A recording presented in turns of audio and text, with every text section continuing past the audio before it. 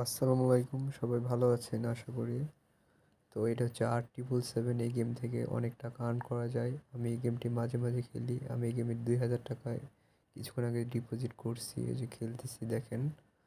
তো যখন টাকা থাকবে না হাতে তখন 2000 টাকা ভরি।